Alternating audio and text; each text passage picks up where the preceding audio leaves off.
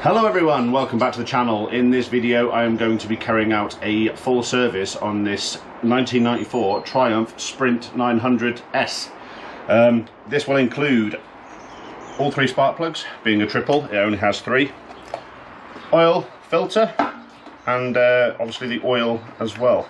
For this I've gone for the Motul 5000 10W40. 10W40 is the spec for this bike. And we've gone with the semi-synth. Now this behemoth of a box here actually contains the air filter, and surprisingly enough, this is the air filter. Now it took me ages to realise that Triumph don't sell the standalone filter as any other bike or car that you've ever seen in your life. You actually have to physically buy this whole airbox section, which quite frankly is ludicrous, and at nearly £62, not exactly what you would call cost effective, especially when air filters are supposed to be replaced at every service interval. So yeah, we had to go to a dealer for this. As you can see, it's a genuine Triumph part.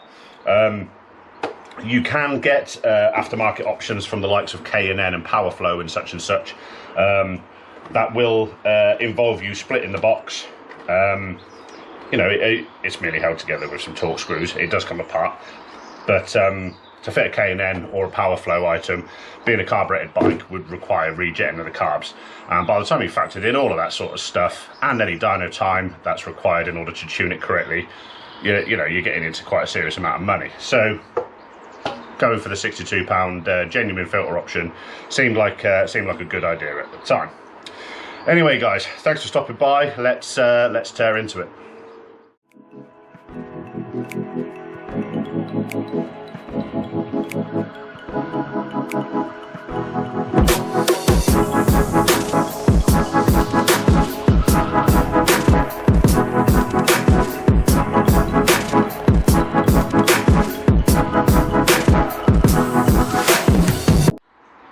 Right then, what we want to do first before we attempt to drop the oil is just run the bike up to temperature, just to thin the oil out a little bit and make it easier to drain. This bike has not been run for a little while, so it may take a little bit of effort to get it to go. I have just fitted the new battery, so let's see how we get on. A little bit of choke and we'll crank her, see how we get on.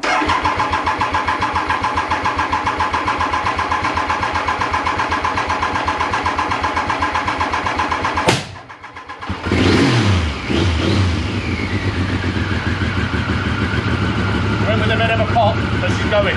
Right, what I'll do, I'll let that run up to temp and then we'll come back to it in a minute. Okay, so oil's up to temperature, turn the engine off. What we need to do next is obviously drain the oil. So what I'll do, I'll grab an oil pan and we'll head underneath the bike and have a look at where the drain plug is. Okay, so in order to drain the oil, the sump plug is just under here. Just there. This sucker is a 12mm Allen, which is a pretty mental size. Not a lot of people will have these in a regular standard socket set, so you may need to invest in a 12mm Allen.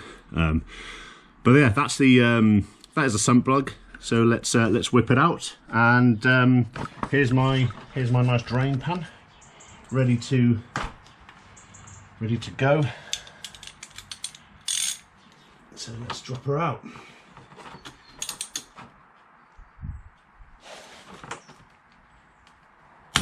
Oh, that was tight. Blimey. That did not want to budge. Thought I was going to start twisting the bike on its centre stand then. Right.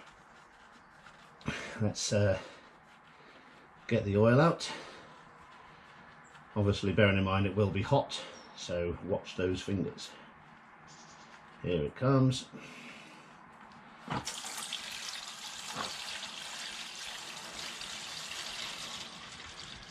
And looking at it, I would say there's quite a bit of fuel in that oil.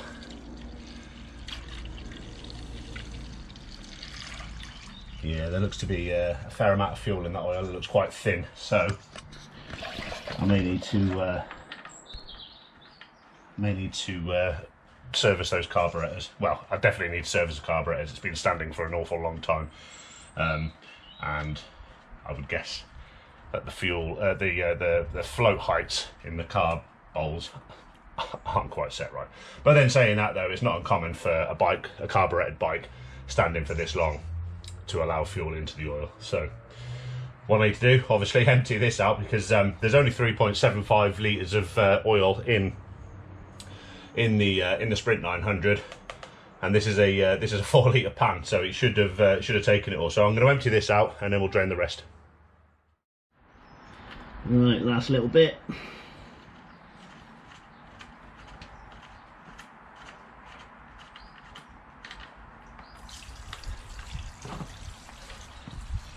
Yeah, you can see how thin the oil is. Yeah, it's a shame, but not uncommon.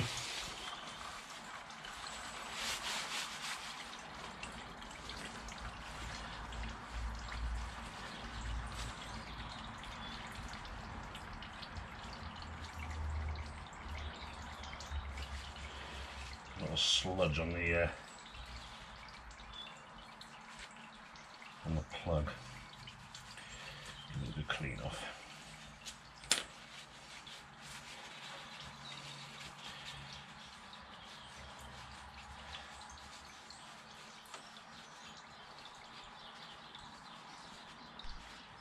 Right, there's a copper washer. Obviously I'll throw that one in the bin because we're going to use a brand new one. Right, once that's finished draining out, I'll dispose of this, or deposit it in my large bottle that I've got ready to go to the recycling centre, and then we'll look at getting the oil filter off. Getting minging already. Obviously, you can see there's a little bit of evidence of oil leaks on this bike, but being a Triumph, obviously if it's not leaking oil, that generally means there's none in it. So yeah, but yeah, I'm gonna have to investigate those, see if we can get to the bottom of those leaks. The bike's done quite a few thousand miles now. It's as I said, 94, so it's she's knocking on a little bit. But yeah, we'll get it back to her best. Right, okay, we're nearly at the point where we can take this pan away. Right, what I'll do, I'll dispose of this oil, and then I'll bring it back in when we're about to drop the filter off. Okay, while the last few drops of oil are dripping into the drain pan, what I'm going to do is I'm going to remove the oil filter element. Now it's not a spin-on type like on a majority of Japanese bikes. This one's actually a cartridge, and it's behind this panel here. 17mm. I'd imagine this is quite tight as well, if the sump plug was anything to go by. Actually, it wasn't as tight. As you can see, we're getting a bit more oil out now. So keep your drain pan handy and spin her off.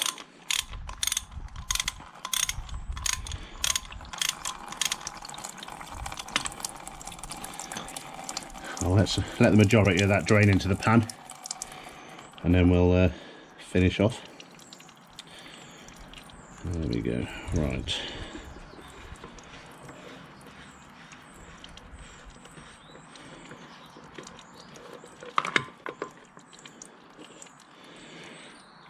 And there is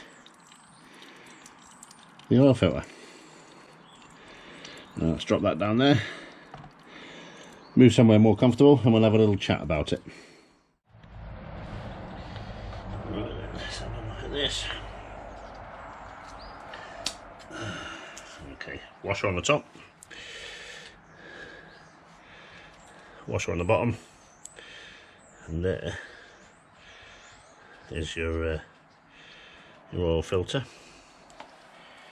This HF 192, which is the same model as the one that I've purchased, so we've got the right one. And as you can see on here, we've got a little spring And all the way around here we have an O-ring which needs to be replaced, and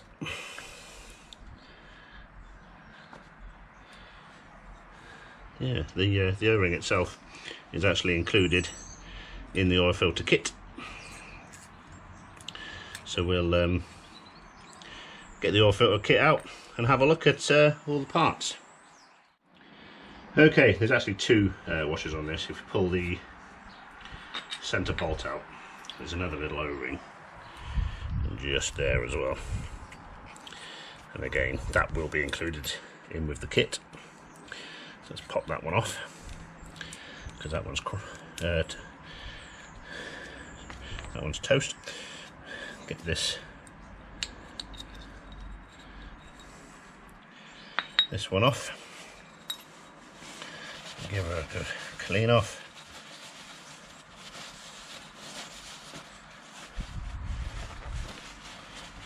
Good all over clean. Don't expect to be able to get my dinner off it, but it's nice to put clean parts back on. Okay, right then. There we are. HF 192. Put the old ones inside the box.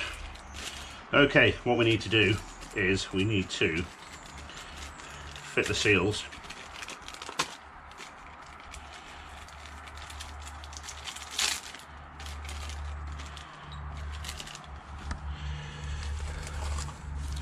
first one goes on the bolt,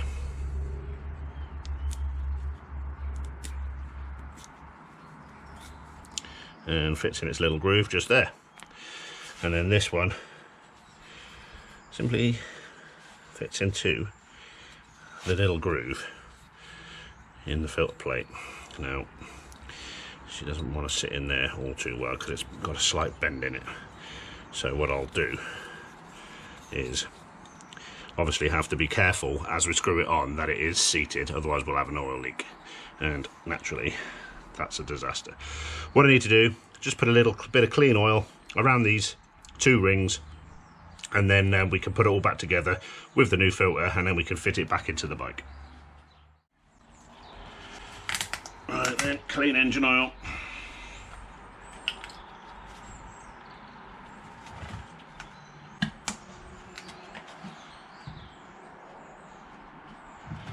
A little bit on the end of the finger, and run it round. What this will do, it'll help make sure that the seal doesn't pucker up, and that it, as you're screwing it in, it stays in its location. It doesn't pucker up and pinch, and then obviously cause a leak. Right then, what we need to do next is pop these components back together like so. The spring goes on next, then a washer, then the filter, making sure that the little seals inside don't pop off. There we go.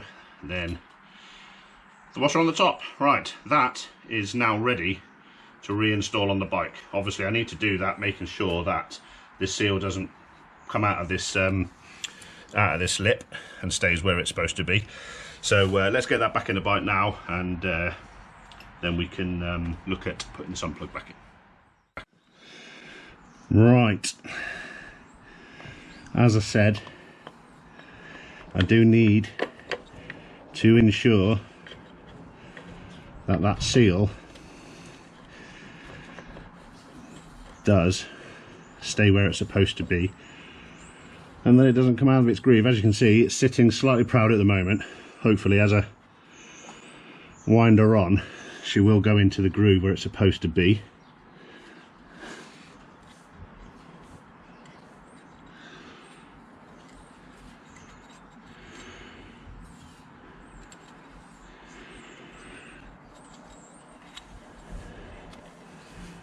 Yeah, we're doing all right. It's going in where it's supposed to. Yeah, cool. Okay, there we are. Right, I'm just going to knit that up slightly.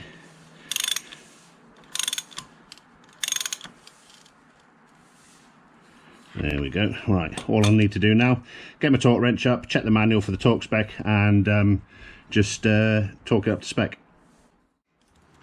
Right then, I've got my torque wrench. It is 18 Newton meters for the filter centre bolt.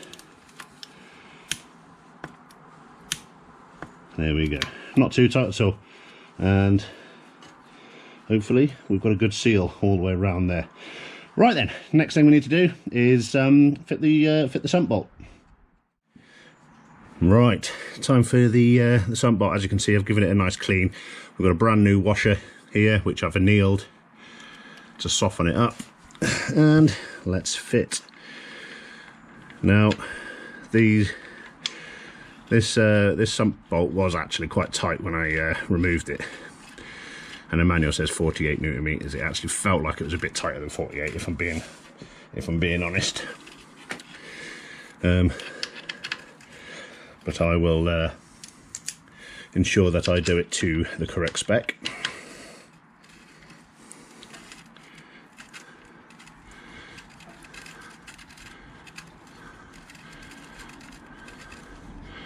Let's get the oil pan out of the way. We don't need that anymore. There, that's easier. Right. Okay. Torque wrench set to 48 Newton meters.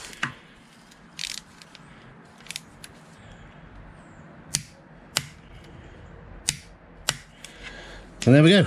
So that is everything underneath here that we need to do.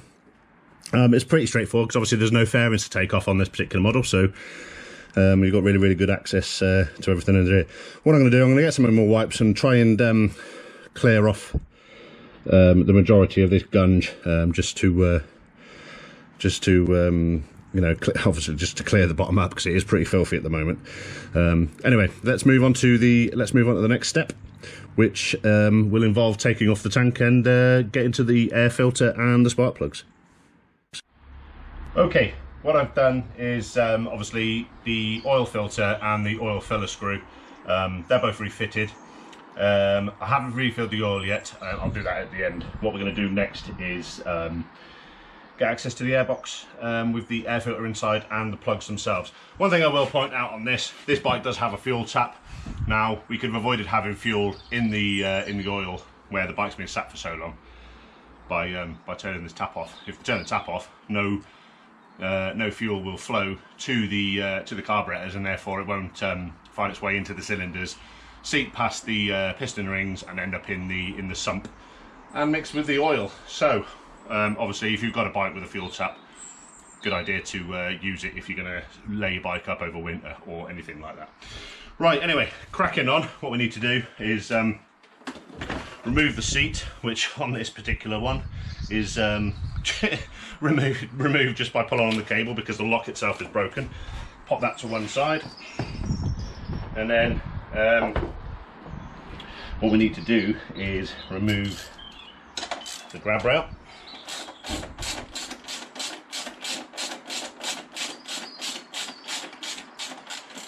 One bolt.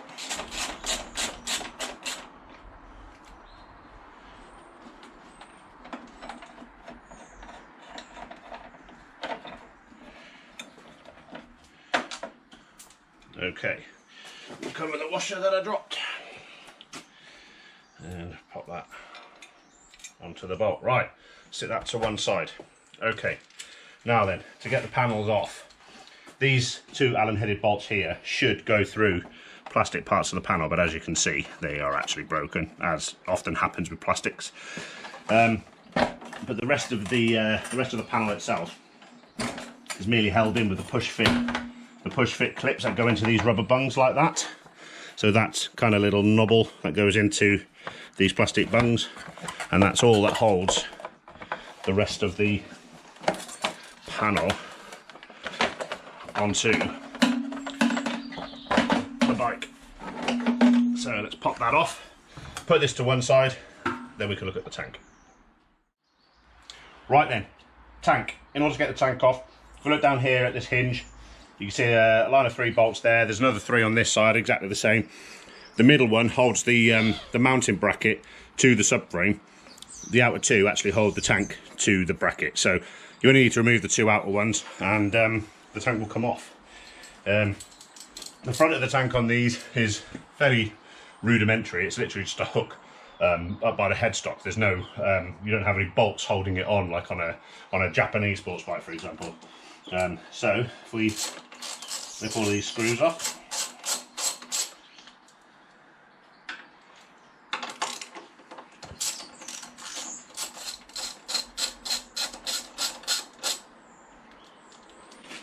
and there we go. Okay, with those bolts removed, we can lift the back of the tank out and slide it backwards, and you can see here how the front of the tank's mounted into these recesses here either side, and these little rubber bungs. Fairly, you know, it does the job. It's a bit different to what you would normally expect. Normally you would expect to see a couple of bolts at the top of the headstock. Right then, what we need to do is obviously disconnect all the gubbins for the tank. The breather is obviously there. This is the fuel level sender for the gauge, so that the light will come on when the fuel's low. And disconnect both of those. Obviously, somebody's been in here before because this isn't standard wiring. And then the next thing we want to do is we want to disconnect the fuel lines from the tap. So with the tap off, we shouldn't have any problems with fuel leaking out of it, as I've already turned it off. And there we go. That is the fuel tank removed. So let me put this somewhere safe so we don't damage it, and then we can look at the next stage. Right then, with the tank off, as we can see, we've got now access to the top of the engine almost.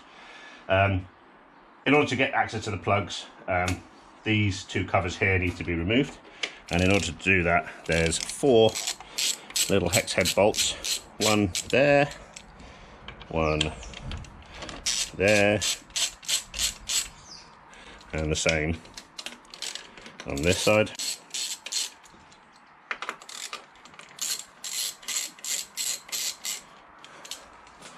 And that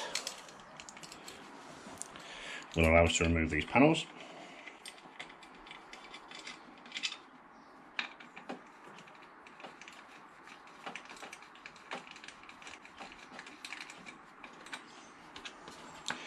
These pop off as well, so we don't lose them. And there we are. We can see the top of the spark plug recess. Popping the boot off, and down in there we can see the plug, and the other one right in the middle, right below the spine of the frame, and then the other one in exactly the same place on this side, underneath this panel. Once we've got these bolts out,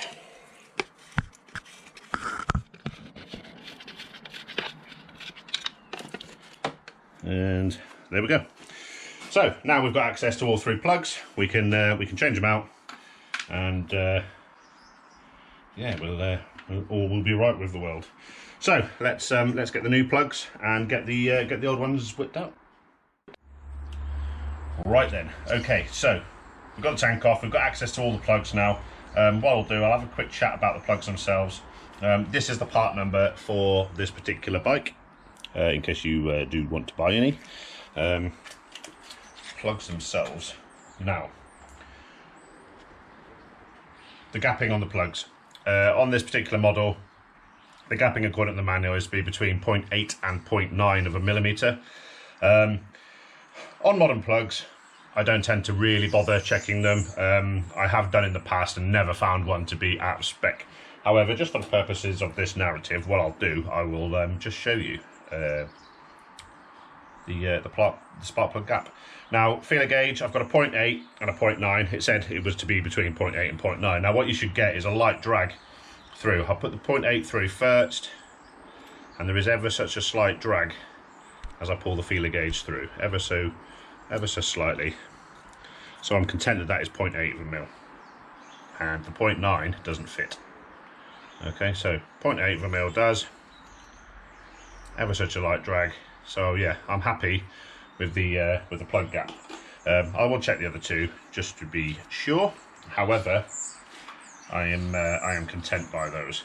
Yeah, the only likelihood that you're going to receive a plug that is not gapped correctly is if they've been dropped on the floor, and they're quite well protected. They've got a little cardboard sleeve on them. They're quite well protected in the packaging. So yeah, so there we go. 0.8 to 0.9 mil on this particular model. Obviously, every model of bike is different. You need to check the manual to make sure that the gaps are correct on the plugs. Right then, let's pull all of the boots off the plugs.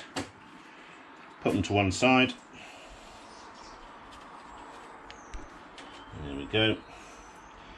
And let's get them out. Now, another thing that I will say about Triumph plugs, all the plugs for this particular model anyway, is they're a little unusual in their size. Now, in my generic socket set, I do have two spark plug tools. One's a 10mm, one's a 14mm. Now these will remove pretty much, well, every spark plug imaginable, except for this one.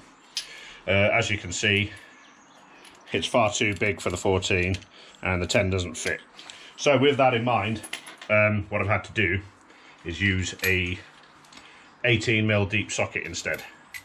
The only disadvantage to using a regular deep socket is it doesn't have the rubber insert which grips onto the plug. So when you come to removing it, you'll need a magnet or something in order to pull it out. So yeah, that's worth bearing in mind. Obviously, you can get 18mm spark plug sockets at an Auto Factors, but they don't generally come in a kit, you know, a generic socket set. So that's worth bearing in mind. Right then, let's crack on with the spark plug replacement. Right then, obviously the two outer plugs, access isn't a problem. The one underneath the spine of the frame, we are going to have to mess around a little bit to be able to get into it. I think actually what I'll do is use this universal joint right here, and that will give me good purchase on the plugs. The plugs themselves aren't particularly tight. Some people like to absolutely hammer them home. They're only supposed to be done up to 18 Newton meters, so bear that in mind. You over tighten the spark plug and you'll just strip the threads out the head. Aluminium heads with a steel plug-in, it won't take much. So just bear that in mind. Right, once that's all the way out, that one is. Next one.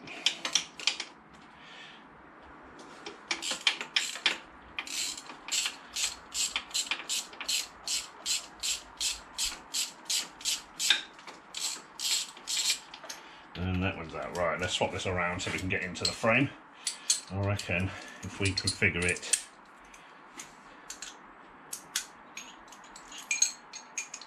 like so, we may be able to get in there a little better. Let me drop the socket in.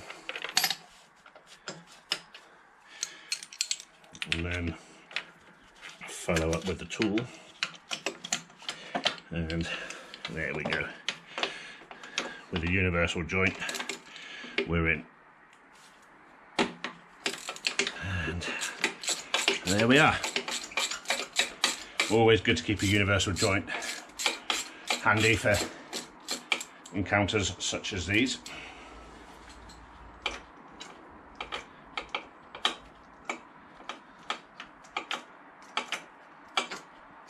And there we go.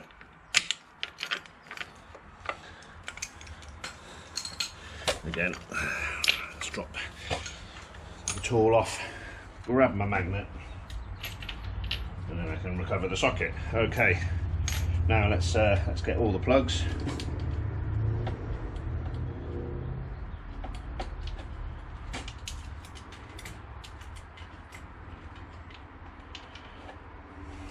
One. Come on, where are you? There you are. Two.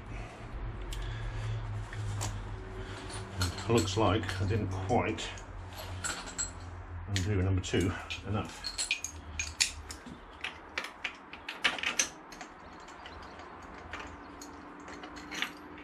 That's better. And there we go. that's all three. Have a look at them. They are quite sooty, but they're not terrible. I've seen a lot worse. Yeah.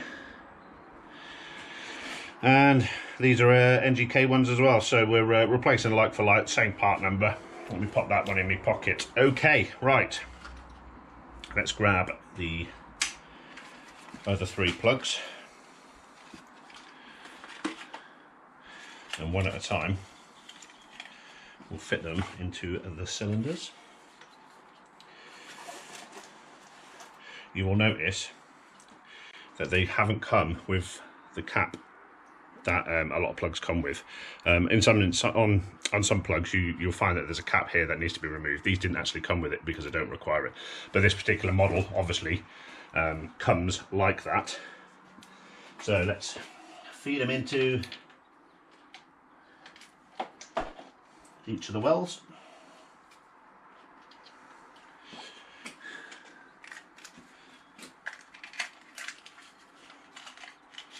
Next one.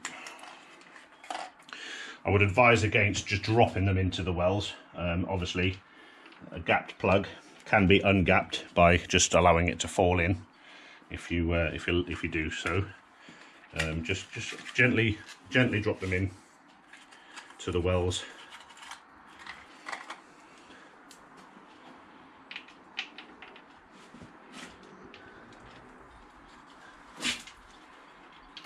There we go. Right. Now, what we want to do is we want to tighten each one up to 18 Newton meters. Now, it's important that you get each of these plugs started in the head before you start leaning on it with the tools, because it's so easy to cross thread them, and obviously if you cross thread them you're in a world of hurt, because you're looking at affecting a repair on the cylinder head, and you don't really be wanting to do that on a Sunday afternoon. So get them all up to touch. This one's going to be a little bit more awkward.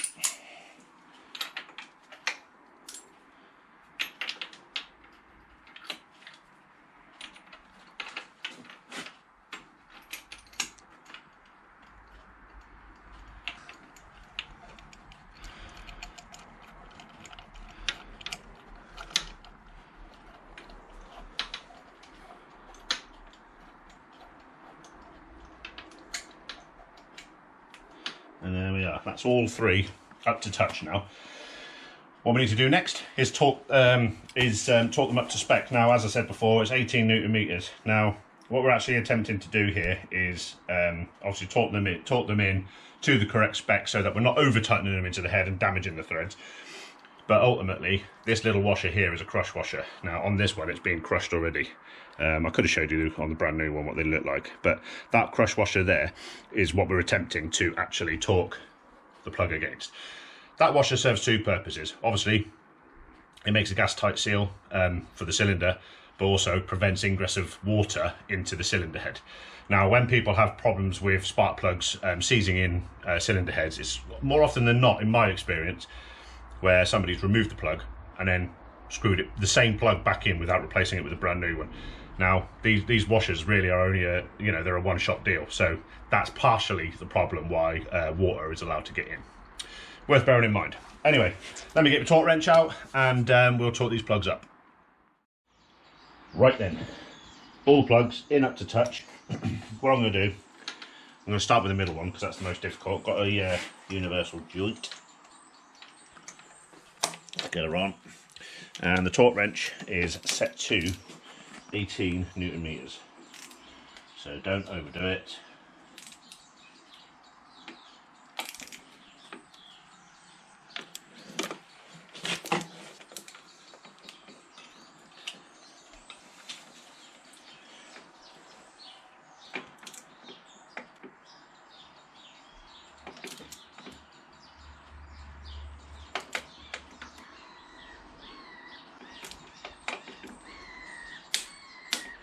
Yep, 18 Newton meters. Let's disassemble all the tooling. It is really quite awkward to get into this one. One thing you don't get with a 4-cylinder machine, obviously, is the fact that one of the plugs is underneath the frame. Okay, next one.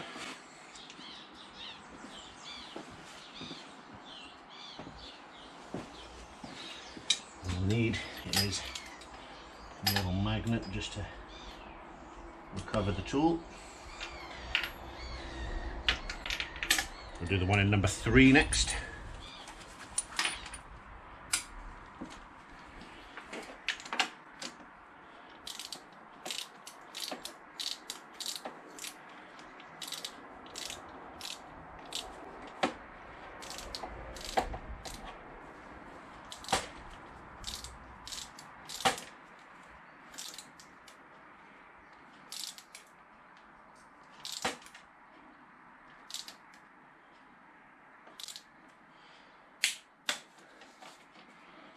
That's number 3, and cylinder number 1.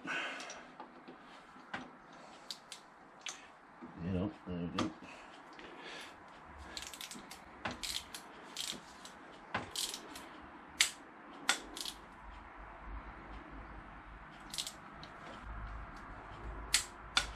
we are.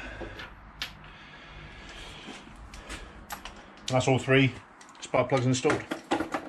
Okay, right, all we need to do is just put all the caps back in, but what I'm going to do is leave them off for the moment because as part of the servicing we need to do a valve clearance, so there's no point in fitting these because the cam cover does need to come off.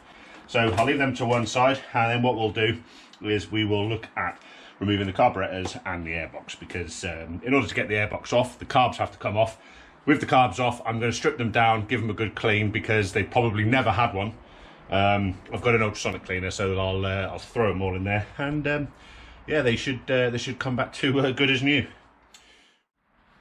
Okay, before we start the faff with the carburetors and the airbox, as I said a second ago, what we're going to do first is I'm going to fill up the sump with oil.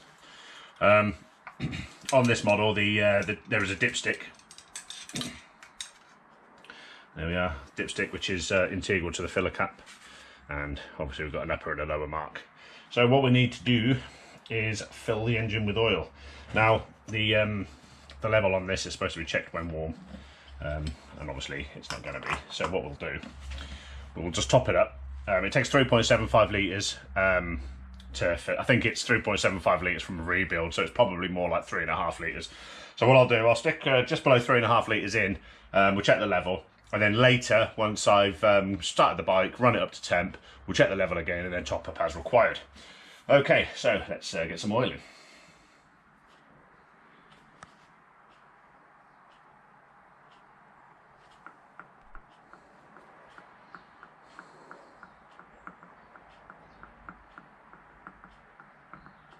Obviously, once we've got oil in the sump, we'll check to make sure we haven't got any leaks from the filter housing and the sump plug.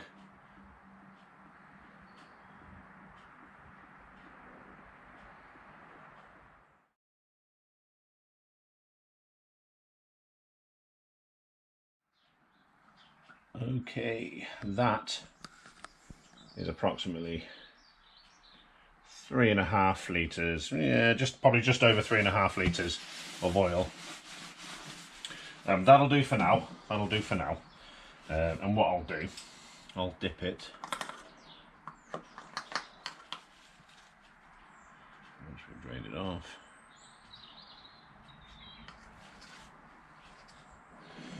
Okay, right. One thing I do want to mention, I was talking about the oil capacity. It's actually written on a label here. Engine oil change with filter 3.75 litres. So it does take 3.75 litres. Obviously, the gauge on the side of the bottle isn't 100% accurate. So I do want to use the dipstick just to be certain. And with this particular bike, you actually screw it in to do the dip check. It's not a case of just dropping it down. And yeah, it was showing at the top marker, and that will do for now. What I'll do, once we've finished everything else, we can run up to temp and obviously make sure that the level is correct. Right, moving on to what we originally said we were going to do next, which is the airbox and the carburetors. So what we need to do is disconnect all the clamps, front and rear. There's one there on the airbox, one there, and the same on the other two carbs, both the middle one and the other side. And then we've got a couple of cables that go to the choke. You can see here, you'll see the choke activate.